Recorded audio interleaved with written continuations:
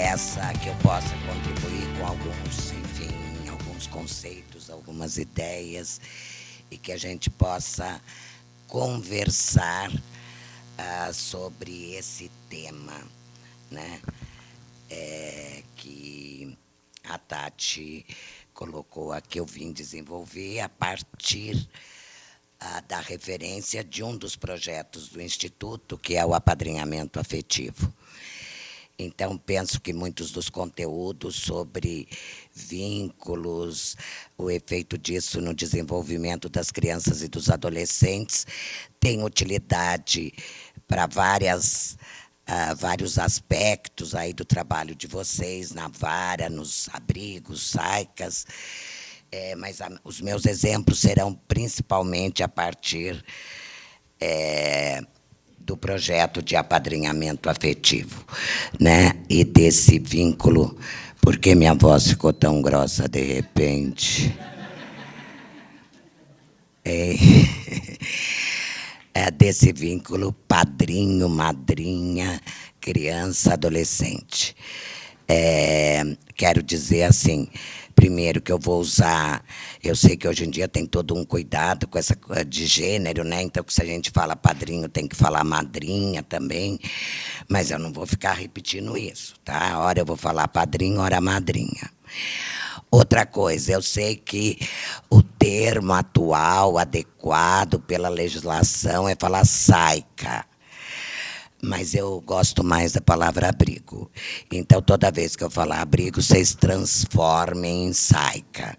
Saica eu acho uma palavra esquisita. Bom, o apadrinhamento, ele tem história. A gente acha que começou agora, quando a gente viu, começou a trabalhar, mas ele tem história. Nas décadas de 70, 80 do século passado, havia projetos internacionais de apadrinhamento das crianças pobres do Brasil. Em um dos programas que eu acompanhei durante bastante tempo, naquelas décadas, cidadãos americanos mandavam dinheiro para uma determinada criança, que era escolhida através de fotografia e dados pessoais. E a família precisava mandar periodicamente um comprovante que a criança frequentava a escola ou fazia um acompanhamento de saúde, enfim, para aquilo que foi contratado o apadrinhamento, né? Isso ganhou bastante publicidade quando a revista Realidade, uma revista importante na década de 70 e 80, fez uma reportagem discutindo o caso de uma família onde a mãe, ao invés de usar o dinheiro só para a criança apadrinhada, usou o dinheiro do padrinho para comprar alimento para todas as crianças da família. E a polêmica, criou-se uma polêmica, porque, em função disso, ela seria tirada do programa de apadrinhamento, né? Atualmente, a gente vê na televisão propaganda de crianças africanas, não é? E somos convocados a fazer esse apadrinhamento, né? No canal GNT, por exemplo, tem muitas, né, propagandas com atrizes, artistas, nos convocando a fazer isso. No Brasil, muitos abrigos já fizeram ou fazem o apadrinhamento como algo eventual em data especial. Natal, Páscoa, associado sempre à doação de bens materiais, de presentes. Até mesmo a entrega daquela sacolinha para as crianças no Natal já foi e é chamado de apadrinhamento. Nesse modo de fazer, os padrinhos, eles são circunstanciais, eventuais, anônimos na vida das crianças e adolescentes. Não há nenhum compromisso. E as crianças e adolescentes, eles são vistos aí, nessa perspectiva, como despossuídos, como carentes. entre aspas, para nós. A ênfase é dada aí aos objetos, bens materiais, né? Com frequência associados ainda à caridade, ajuda aos pobres, e recuperar esse modo de fazer, que muitos, eu penso que aqui, não sei se todos, o pessoal é bem jovem, acho que só o pessoal que tem assim já um pouco de grisalhinho, né? Viveram, auxilia a demarcar as diferenças com o que o projeto do apadrinhamento afetivo do Instituto propõe. Ou melhor ainda, porque não é só o Instituto que realiza o projeto de apadrinhamento afetivo, por exemplo, em São Paulo.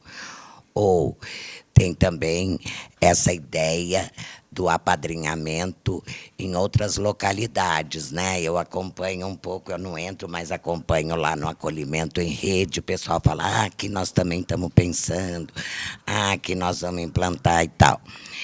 Então, recuperar esse modo de fazer auxilia a demarcar as diferenças com o que essa relação de apadrinhamento implica. As diferenças, como eu disse lá, se ancoram na compreensão da criança e adolescente como alguém despossuído, carente ou como sujeito de direitos. É interessante constatar, mesmo aí, que essas diferenças de concepção, de mentalidade, elas estão ancoradas no Código de Menores ou no ECA, né, no Estatuto da Criança e do Adolescente. Bem, o apadrinhamento. O apadrinhamento é um encontro humano, com todas as suas delicadezas e incertezas, não é? Para esse encontro, cada um leva a si mesmo o que é a sua história pessoal. E como todo encontro planejado, e aí não só aquele planejamento que depois Mônica vai contar, que é bem sofisticado, bem demorado, mas mesmo nós, quando estamos, né, quem está se preparando para encontrar o namorado, para ir num lugar especial, não é? O namorado ou a namorada, né?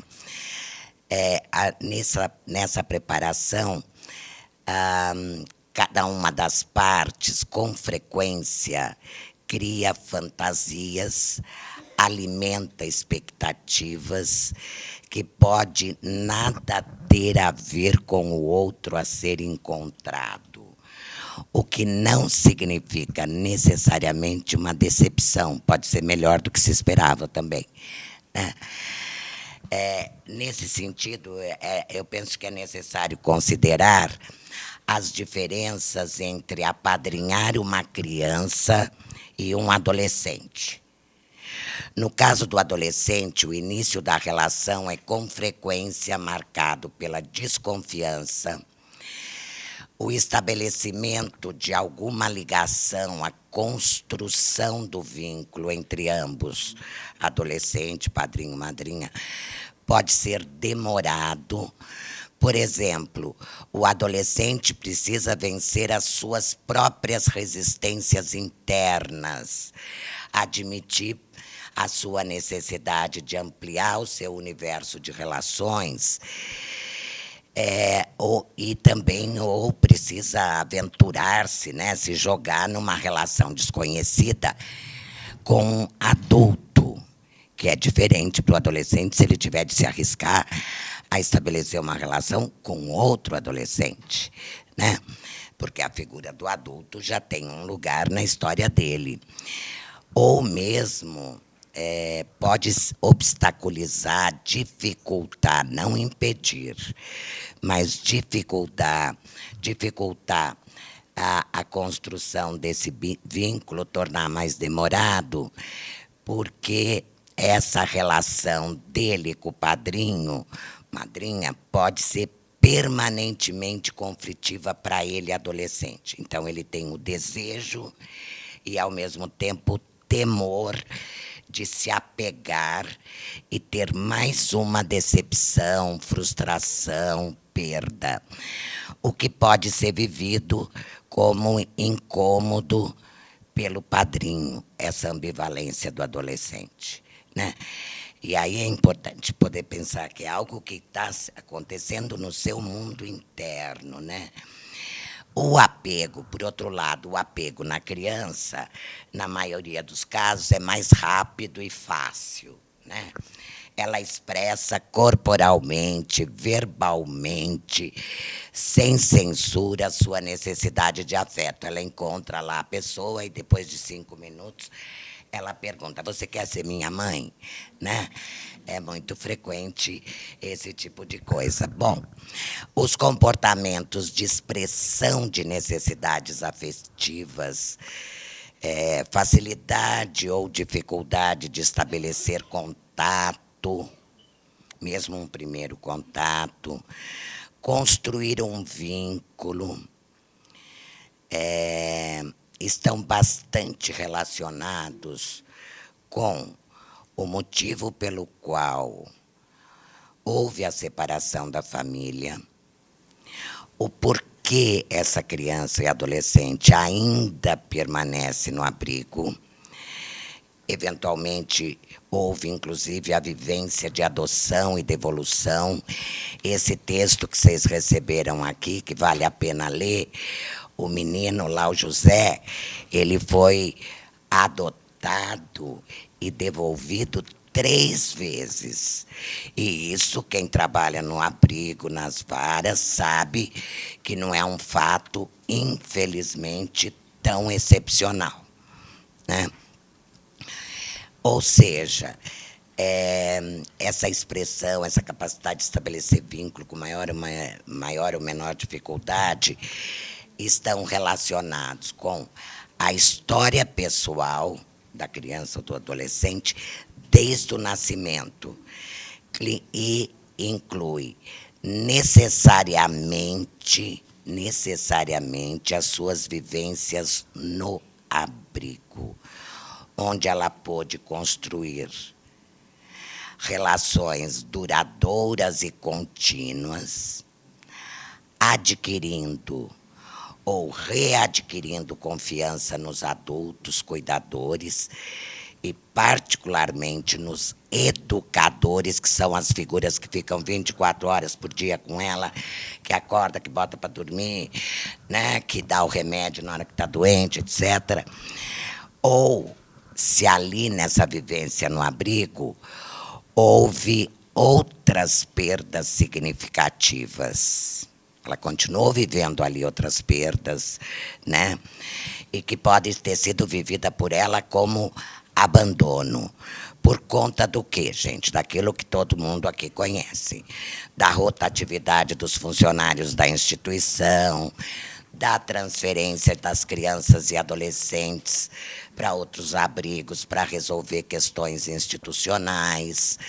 Por exemplo, a dificuldade de manejar o adolescente, então, né, faz um certo esforço para transferi-lo para um abrigo mais adequado para adolescente, ou seja, se livrar do menino, né? E isso pode haver ali uma relação absolutamente significativa com um educador, ou com um técnico, ou com a cozinheira do abrigo, né? Essa coisa de que o vínculo é só com o técnico, né? Pode ser com a cozinheira, com o vigilante, ou com outras crianças e adolescentes, né? E isso, de repente, é interrompido, é vivido como... Nem sempre é bem explicado, infelizmente, o porquê, e é vivido, de novo, como uma experiência, enfim, de perda, de frustração, e isso vai marcar também, vai continuar marcando essa facilidade ou dificuldade na situação de apadrinhamento, como em outros encontros humanos que esse adolescente, essa criança vai ter. A dificuldade, às vezes, até do primeiro contato, ou se ela não tem tanta dificuldade no primeiro contato, pode marcar essa dificuldade de se vincular. Estou falando em vínculo, apego, se ligar, parará, mas o que é vínculo, né? Com certeza os psicólogos aqui já estudaram bastante isso lá no segundo, terceiro ano da psicologia. Mas vou retomar rapidamente para mostrar qual é a ideia da qual eu parto, né? Qual o fundamento. O vínculo é uma troca afetiva que torna o outro alguém significativo em sua vida, né? A sua característica, a característica intrínseca ao vínculo é a reciprocidade, né? Tem flechinha dos dois lados, né? Eu, o outro eu, né? O vínculo, ele não assim nasce de repente, a não ser aquelas histórias raríssimas de amor à primeira vista e que não acaba nunca mais, mas isso é muito raro, vocês sabem disso, né? Depois que conhece um pouco, às vezes acaba. O vínculo, ele é construído na convivência. Ele é um processo. O comportamento eufórico, na maioria das crianças, no primeiro encontro, que a gente entra lá, sai que nem uma árvore de Natal, assim, toda pendurada, não em todos os abrigos, e não de todas as crianças, claro, mas esse comportamento eufórico que a gente observa da maioria das crianças, ele pode ser entendido, eu penso que não só pode, como deveria ser a primeira hipótese da gente, né? Como interesse no outro, disponibilidade para o contato, euforia pela novidade ou a possibilidade de realizar uma fantasia, um desejo que a gente não conhece. Qual é? Por exemplo, ser adotada ou ganhar um celular, né? A gente, na verdade, não sabe.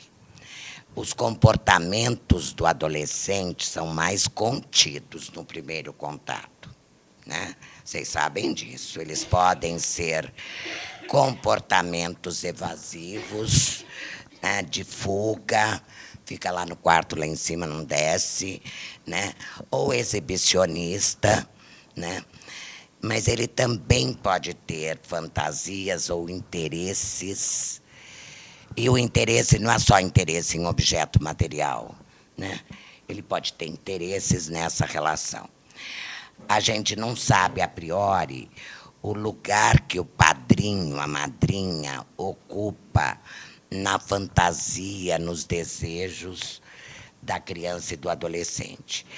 Às vezes, no caso da criança, basta a gente perguntar para saber, né? E mesmo aí a gente tem que perguntar com muito cuidado, porque dependendo da resposta que ela dá, nós precisamos continuar conversando com ela. Eu diria assim, não vale a gente perguntar só por curiosidade nossa, né? A pergunta tem que ter um sentido para poder, de algum modo, lidar com essa criança. E no caso do adolescente, pode ser mais demorado a gente ter pista, saber, né? Porque do seu interesse ou do seu desinteresse em relação àquele outro, né? Padrinho, madrinho, enfim. A gente não, enfim, em síntese, a gente não pode dizer, a teoria não nos habilita a isso, a dizer que no primeiro encontro se construiu um vínculo, né? A construção do vínculo exige investimento de ambas as partes e se constrói ao longo da convivência, aos poucos. Todos nós aqui nos relacionamos, certo? E sabemos, daí por experiência própria, que uma relação sólida, duradoura, ela se constrói a partir de um conhecimento recíproco, né? E o duradouro aqui, gente, pode não ter a ver exclusivamente com a presença física, né? Todos nós, independente aqui da idade de vocês, minha e tal, vivemos perdas significativas na vida, né? Mas ainda carregamos as lembranças, memória, né? Vínculo com essas figuras que não estão mais presentes objetivamente, né? E isso vai falando do quê? Da importância dessas figuras na nossa vida. Bom, o vínculo tem carga afetiva. Do ponto de vista do adulto, que está nessa relação com a criança, com o adolescente, implica mais do que o interesse, mais do que a curiosidade, a disposição em ajudar, em dar, né? Na verdade, é a disposição de deixar o outro ocupar um lugar na sua vida, né? Do ponto de vista objetivo e subjetivo. Do ponto de vista objetivo, concreto, por exemplo, de tempo, não é? Os relacionamentos significativos que nós queremos, né, investir, eles dão um trabalhinho, não dão? Né? A gente tem que lembrar, telefonar, né, ir lá, conversar, levar um presentinho às vezes, ou um agradinho, né? O presente não precisa ser um presente de dinheiro, né? Pode ser uma lembrança, e subjetivo também. Ocupa um espaço na nossa subjetividade quando o outro é significativo. A gente tem preocupações, a gente pensa em, né, em acontecimentos, situações que estão acontecendo com o outro. E, na verdade, aí é como toda e qualquer relação humana mais íntima, que pode ter conflitos, frustrações, decepções, raivas, né? Porque quando a gente fala tudo isso, do vínculo e tal, a gente pensa, embora se a gente pensar um pouquinho mais, a gente sabe que não é assim, né? Naquela relação harmônica, que é a relação, sei lá, do educador com a criança ou o adolescente, principalmente adolescente, adora aquele educador. E aí, às vezes, por isso que ele se sente mais à vontade para brigar com esse educador, né? Então, as relações mais íntimas, mais próximas, amorosas, né, elas permitem, né, enfim, a expressão, às vezes, mais espontânea, menos censurada dos afetos, né? Na perspectiva da criança e do adolescente, essa relação no apadrinhamento vai transformando o adulto em alguém significativo, vai transformando, não é assim a priori, né? Ou seja, o que quer dizer transformar em alguém significativo? A sua palavra, a sua presença passa a ter um valor que influencia a vida da criança e do adolescente, que nem sempre imediatamente visível, né? E isso vai se constituir num aspecto da formação da identidade dela, vai fazer parte da sua biografia. O adulto padrinho se torna uma figura de autoridade para a criança. Autoridade não é autoritarismo, não estou falando de mando, eu estou falando daquela figura que é uma referência de cuidado, de segurança, né?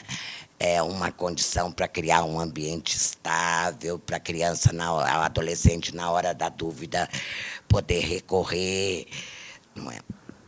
Bom, outro aspecto que eu quero abordar é que o modo de ser e estar no mundo de todos nós, da criança e do adolescente, é construído na relação com o outro. Portanto, de muitos vínculos, não é, que nos formam e vão nos transformando ao longo das nossas vidas. No caso da criança e do adolescente, isso é particularmente relevante, porque, como diz lá o próprio Eca, eles estão em processo de desenvolvimento, né? Elas são mais plásticos, mais susceptíveis às influências, que é diferente da idade adulta, quando já se atingiu uma certa estabilidade nesse desenvolvimento. Nesse sentido, eu penso que é equivocado compreender a criança a partir exclusivamente da influência ou dos acontecimentos da ou na família. Né? A gente quer explicar todos os comportamentos dela por conta do que aconteceu lá na família. Ou explicar, tentar compreender exclusivamente pelas suas vivências no abrigo. Isso é muito interessante, principalmente quando ela começa a apresentar bons comportamentos, né? Aí a gente fala que somos nós. Ou agora, a sua convivência com o padrinho. Nossa, o padrinho virou outra, não é?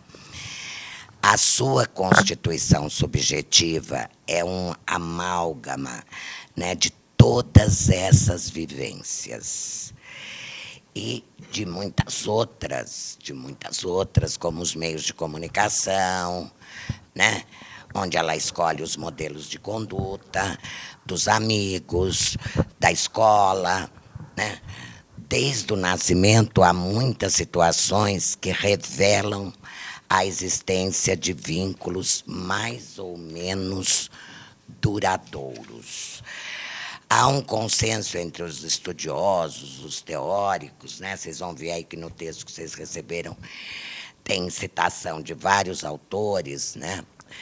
Entre eles um que eu gosto muito, que é o Winnicott, que há um consenso entre os teóricos que as primeiras experiências elas são relevantes.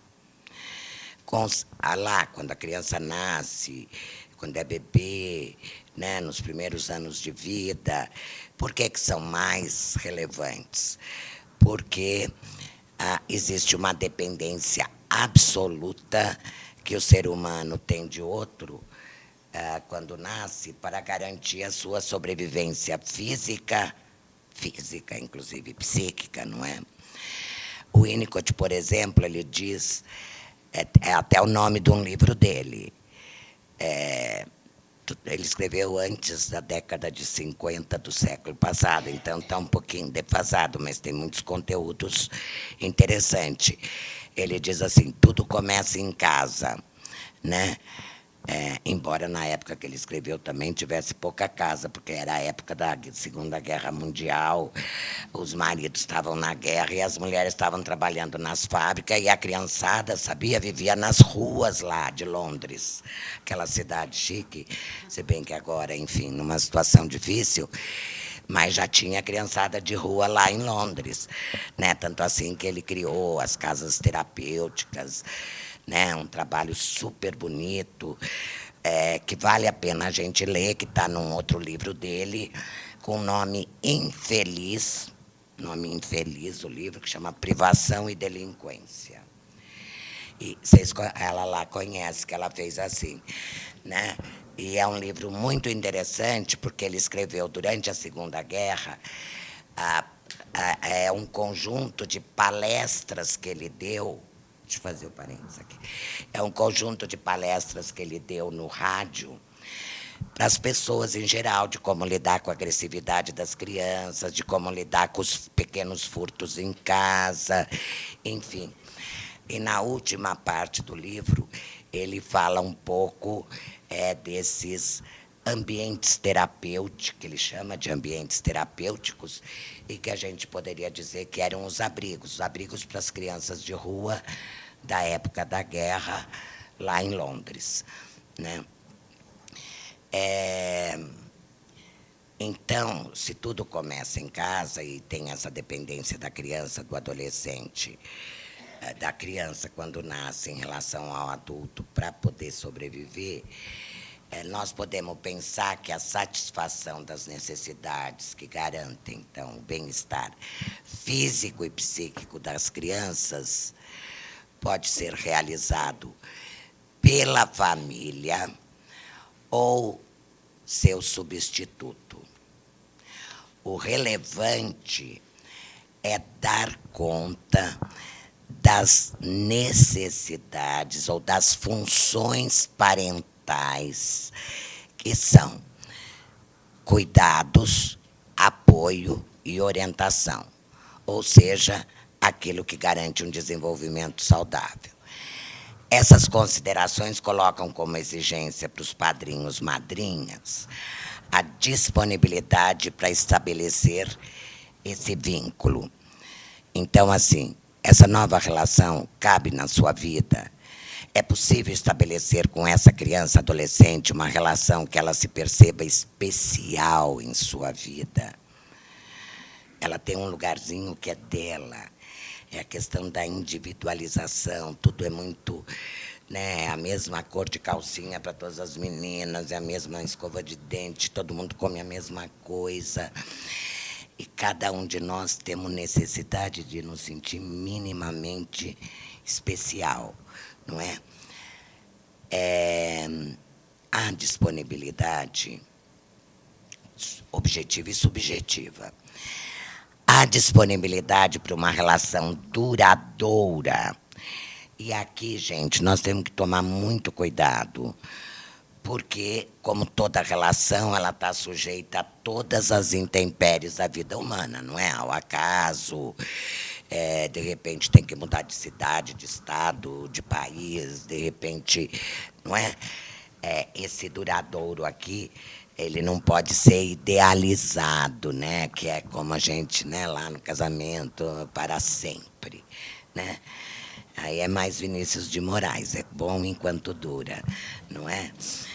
A perspectiva de uma relação duradoura cria para a criança, mas, ao mesmo tempo, não dá para ser assim alguém que quer ir lá só conhecer por curiosidade, matar a curiosidade, né? Ou fazer uma ação de benemerência, né? Tem que ter essa disponibilidade para um relacionamento, eu diria, sério, né? Não dá para ser ficar, tem que ser, no mínimo, namorar, né? E por quê? Porque a perspectiva de uma relação duradoura cria para a criança uma estabilidade, algo que o Winnicott também diz que é muito importante, né? Cria um ambiente emocional em que é possível desenvolver o sentimento de segurança pessoal e fortalece a sua capacidade de superar dificuldades. Vocês já ouviram falar no conceito de resiliência, não ouviram? Então, vai fortalecendo. O sentir-se amada, e todo mundo aqui pode pensar nisso, que é a mesma coisa, favorece uma autoestima positiva, não é? A gente não fica assim mais bonita, assim, você se acha mais bonita, que é um aspecto absolutamente relevante, a questão da autoestima, no desenvolvimento da autonomia. Não só do adolescente, desde criança, porque dependendo da idade tem que ter autonomia para algumas coisas, não é? Não dá para esperar ficar adolescente para desenvolver autonomia, porque daí fica mais difícil. E, no caso, né, retomando o conceito lá de resiliência, favorece ou fortalece esse comportamento de superação de situações críticas, ou seja, é um fator de proteção. Sentir-se amado é um fator de proteção frente às vulnerabilidades que a criança e o adolescente viveu, né? Bom, o estabelecimento desse vínculo amoroso é uma condição necessária para configurar a convivência no apadrinhamento.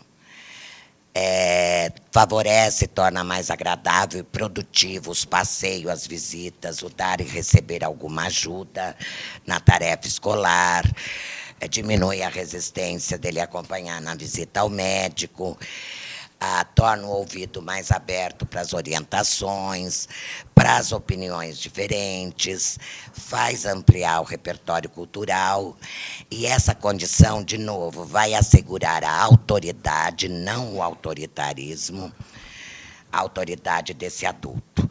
Nesse contexto, é útil, claro que é útil, se o padrinho frequenta o abrigo, auxilia a criança nas suas tarefas escolares, mas é também muito produtivo se ele leva essa criança adolescente para circular pela cidade, conhecer outros lugares, e com ele no supermercado, as coisas banais da vida cotidiana. Ver as transações comerciais para ter uma ideia do valor do dinheiro, da associação trabalho-dinheiro, né, que não cai tudo do céu, quebra a escova de dente, tem outra, jogou o chinelo fora, ganha outro, né, sem a mínima noção do valor, né? Depois, como que ele vai fazer, né? Isso é particularmente produtivo quando se trata daqueles abrigos, que infelizmente ainda existem, onde a convivência comunitária, por muitos motivos, é algo restrito. Por exemplo, ele não pode conviver com os amigos da escola em horário extraescolar, ou ele não frequenta nenhuma atividade extraescolar, ele não pode trazer os amigos da escola para o abrigo, não pode ir no aniversário do amigo, não frequenta os equipamentos, serviços de cultura, lazer e esporte da sua região, do seu bairro, estou terminando, e menos ainda da cidade. Aí não vale dizer, não, ele frequenta a terapia. Eu não estou falando de equipamento de saúde e educação, ele frequenta a escola, falando de outras coisas da vida comunitária. Gente, a vida comunitária dos filhos de vocês, dos sobrinhos, não é só ir para a escola, ir para o dentista, ou para o médico, para o CAPS, não é vida comunitária, é a convivência comunitária. E aí também não vale dizer que eles vão uma vez por ano no zoológico ou no parque. A convivência comunitária faz parte do cotidiano das pessoas. É poder ir na padaria, é poder ir comprar um negócio na farmácia, é poder frequentar o parque ou a praça lá da frente, né? Não é algo eventual e esporádico, né? E o trânsito pela rede de serviços e equipamentos da cidade, que não é só educação e saúde, é o que vai ampliando o repertório cultural, seus recursos internos, e, portanto, promovendo o desenvolvimento da sua autonomia, né? Porque não dá para esperar a véspera dele fazer 18 anos ou dele sair do abrigo para ele aprender a andar de ônibus, né, gente? Né? Bom, quanto à convivência comunitária. Quanto à convivência familiar, é mais delicado. Nós precisamos, quando se fala desse projeto de apadrinhamento, nem sei se o Instituto concorda com tudo que eu falo, nós precisamos considerar alguns aspectos. Eu parto do pressuposto que as crianças que vivem no abrigo e estão privadas da convivência com sua família não estão condenadas a uma vida com prejuízos irreparáveis, né? Quando foi para o abrigo é como se fosse o fim da picada, né? Em muitos casos, e vocês sabem muito bem disso, a retirada da família biológica é a possibilidade dessa criança e desse adolescente viver uma vida boa. Aliás, vida boa é a finalidade da ética, segundo o Fernando Savater, num livrinho muito bonito que vale a pena todo mundo ler, que chama Ética para Meu Filho. Eu colocaria o título do livro Ética para os Adultos, né? A possibilidade dela viver uma vida boa e digna, né? Muitas vezes, vocês sabem disso, vocês já viram isso, muitos. Ela chegou no abrigo apática, adoecida, e agora, depois de, às vezes, de um mês, 2, 3, ela brinca, ela corre, ela ri, ela dá trabalho, né? Porque antes ela era boazinha, né? Ela não dava trabalho, estava lá no cantinho, né? Mas estava muito adoecida. Agora ela corre, ri, dá trabalho, a gente tem que mandar ela parar, tirar, darará, mas ela está saudável, né? O que nós precisamos considerar é que a criança adolescente necessita para sua sobrevivência física e psíquica e desenvolvimento pessoal de cuidados, apoio e orientações que são atribuídos culturalmente há séculos. E aí a antropologia, a sociologia, a religião, enfim, pode nos ajudar a compreender por quê, né? A economia também. São atribuídos culturalmente às funções parentais, e mais especificamente à família, né? É possível pensar que existem substitutos para dar conta dessas funções. Do contrário, nós vamos considerar que os prejuízos de uma família abusiva ou da ausência da família são insanáveis, irreparáveis, e aí a gente condena todas as crianças abrigadas a um destino social de subalternidade, a um futuro sem esperança, né? Isso não significa negar, gente, que a experiência de separação, de perda, de abandono, produziu uma marca, um prejuízo no desenvolvimento dela. Mas significa considerar que essa experiência difícil, traumática, pode ser reparada ao longo de sua vida. E aí fica evidente a importância da instituição de acolhimento, né, do trabalho de vocês no abrigo. Agora, o apadrinhamento também poderá propiciar experiências de reparação. Todo e qualquer outro vínculo amoroso que essa criança estabelece na escola, com a moça da banca de banana lá na feira, né, que se torna duradouro, se torna significativo, é uma experiência de reparação. E o apadrinhamento também pode propiciar novas vivências junto a muitos grupos sociais. E, inclusive, pode propiciar a vivência, observação, participação do grupo familiar, a família do padrinho. Não é a família da criança e do adolescente. Importante esclarecer isso, porque, do contrário, a gente não tem argumento para justificar porque o padrinho não adota, né? Ele me leva todo dia para a casa dele, ele não durmo lá, barará. Por que ele não me adota, né? Então, na verdade, a família do padrinho não é a família da criança e do adolescente, né?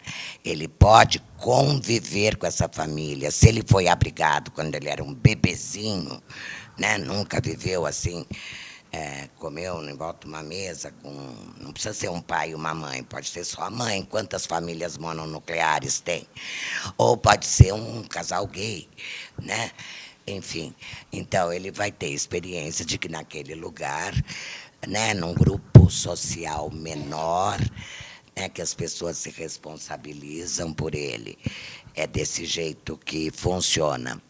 Essa história da discussão de família, né, gente, é muito interessante. Ontem eu estava escutando no rádio, por acaso, que estava dando notícias, uma moça que falava assim: tem uma pesquisa da Fundação Getúlio Vargas sobre enfim, no fim era a história ia bater na coisa da economia, mas falando de como as famílias brasileiras estão mudando. Então, aquela família Doriana, isso a moça falando, a família Doriana não existe mais.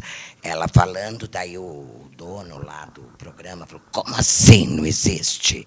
Quantos por cento tem que não é família, pai, mãe e filhos, né? Ele ficou indignado em pleno, acho que eles não combinaram direito antes como que ia fazer o negócio. Ele ficou bravo.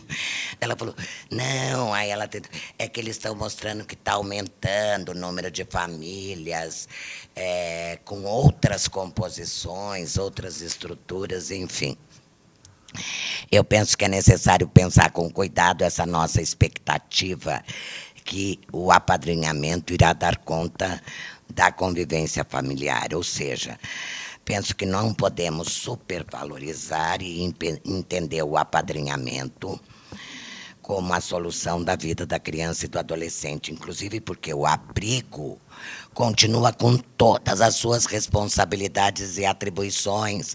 O juiz vai pedir, vai perguntar, vai cobrar do abrigo, né?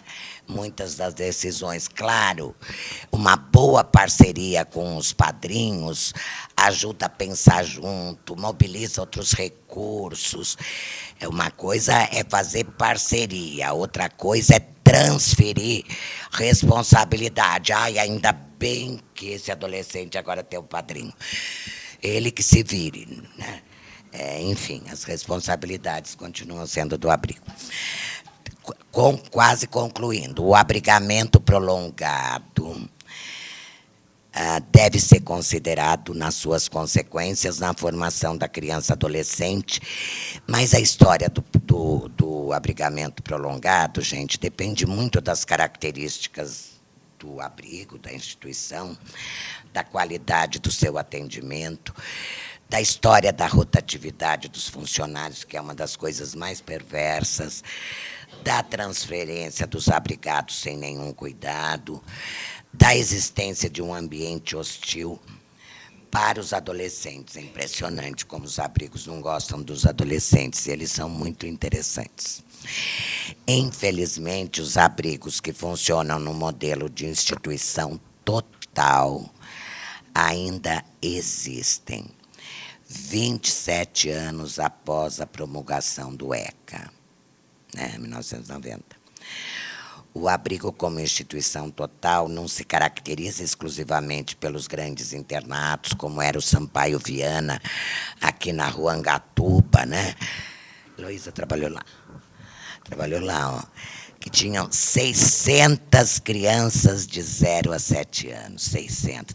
E as coisas mais impressionantes que eu lembro até hoje, eu tenho a mesma sensação quando eu lembro, é que tinha 600 crianças e quando você entrava lá no pátio, era um silêncio absoluto. Era uma coisa de morte, entendeu? Bom, ele existiu até o final da década de 90. Mas a instituição total não significa só porque tem 600 crianças. O modelo de instituição total pode estar, sim, presente num equipamento com 15 ou 20 crianças, né? Nesses abrigos, a incompletude institucional, um conceito importante na concepção e organização das instituições de acolhimento, não se realiza porque ela implica uma articulação do abrigo com o território onde ele se localiza, o que vai garantir o trânsito do adolescente nos serviços, programas que existem ali, programas, atividades, né? De novo, a rede não se restringe à educação e saúde, inclui o parque, inclui a rua, o supermercado, a farmácia, o cabeleireiro, etc. Finalizando, as relações significativas existem para além da presença física. Isso eu acho que é uma coisa importante, porque nós também podemos cultivar isso nas crianças e nos adolescentes. O que as lembranças, né? O que é significativo fica na memória afetiva, constitui nossa identidade e nos afeta ao longo de nossa vida. Aposto que muitos de vocês lembraram, de repente, um dia de estar casado, detestava o jeito que a mãe, ou sei lá o que, fazia alguma coisa. E, de repente, saiu de casa, já faz 10 anos, está casado, de repente está lá na cozinha fazendo... E se dá conta que está fazendo, né, igual, né? Que tem, né, e vem a imagem. Essa é uma memória afetiva, né? Fala de uma presença que não é concreta, física, né? Mas é uma presença subjetiva, que é aquilo do qual nós estamos constituídos, das nossas lembranças, das nossas memórias, das nossas representações. E a criança e o adolescente também, tanto das más quanto das boas, gente. Não adianta a gente achar assim, ai, vamos esquecer, como assim? Não é porque a gente fala vamos esquecer, pelo contrário, né? Ela precisa lembrar, mesmo quando não é positivo, para ela poder compreender. E é muito interessante, depois que a gente conta, que ela lembra, que ela compreende, às vezes ela para de fazer xixi na cama, né? Bom, são então as marcas afetivas. Todos nós temos relações importantes e as perdemos. Isso não é uma experiência só de crianças abrigadas. E podemos recuperar isso em nós. Não só podemos, eu penso que é super importante fazer isso para a gente poder compreender melhor o sofrimento delas. Isso pode ocorrer com os apadrinhamentos, porque por mais que haja um compromisso real e verdadeiro por parte do padrinho, não há como ele prever os acontecimentos futuros da vida dele. Não é por isso que o processo de separação, que não significa abandono, o processo, a perda, ela precisa ser falada, compreendida, para não repetir a experiência lá de trás, ininteligível, porque ninguém se dispôs a explicar, a falar disso. E, portanto, perturbadora, porque enquanto é ininteligível, ela permanece cutucando, perturbadora, traumática, que a levou, por exemplo, ao serviço de acolhimento. Então, é isso, para a gente depois discutir, conversar, enfim.